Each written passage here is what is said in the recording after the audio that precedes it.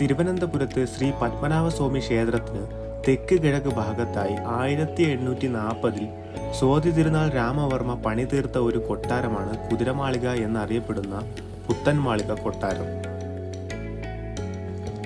22 acre സ്ഥലത്ത് കേരളീയ വാസ്തുവിദ്യാ മാതൃകയിൽ തടിയിലും കരിങ്കല്ലിലും തീർത്ത മനോഹരമായ കൊട്ടാരമാണിത്.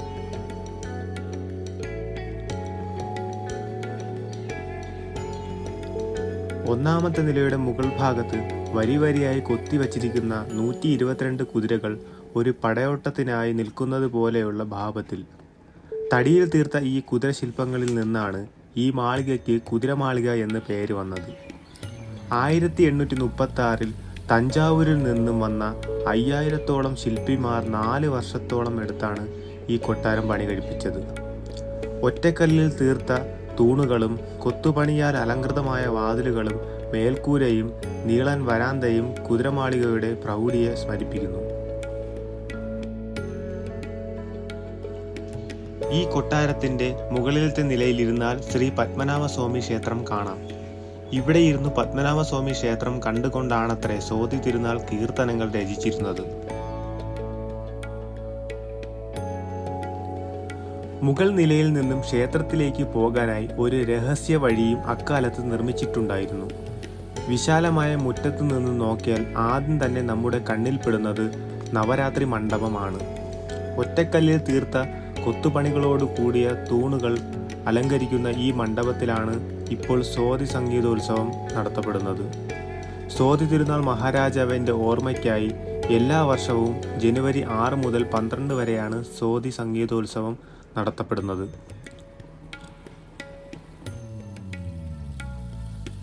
കുമ്മായവും ചിരട്ടക്കരിയും മുട്ടവെള്ളയും ഉപയോഗിച്ച് മിനുസപ്പെടുത്തിയ തറയാണ് ഇവിടത്തെ മറ്റൊരു പ്രധാനപ്പെട്ട പ്രത്യേകത.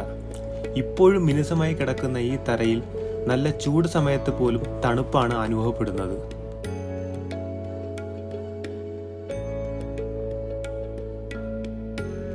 ശ്രീ പത്മനാഭസ്വാമി ക്ഷേത്രത്തിന്റെ കിഴക്കേ നടയിൽ കൂടി വരുമ്പോൾ ഇടതുവശത്തായിട്ടാണ് കുതിരമാളിക. മാളികയുടെ മുകളിൽ ഇപ്പോഴും പ്രവർത്തിച്ചു കൊണ്ടിരിക്കുന്ന മേത്തൻ മണി കാണാം.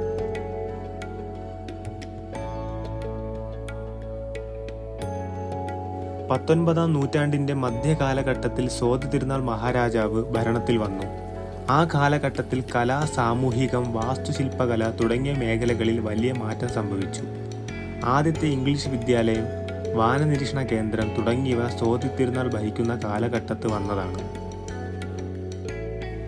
ഇതേ കാലഘട്ടത്തിൽ 1840 സ്വാതി തിരുനാൾ പണി കഴിപ്പിച്ച കൊട്ടാരമാണ് പുത്തൻമാളിക കൊട്ടാരം അഥവാ കുതിരമാളിക കൊട്ടാരം.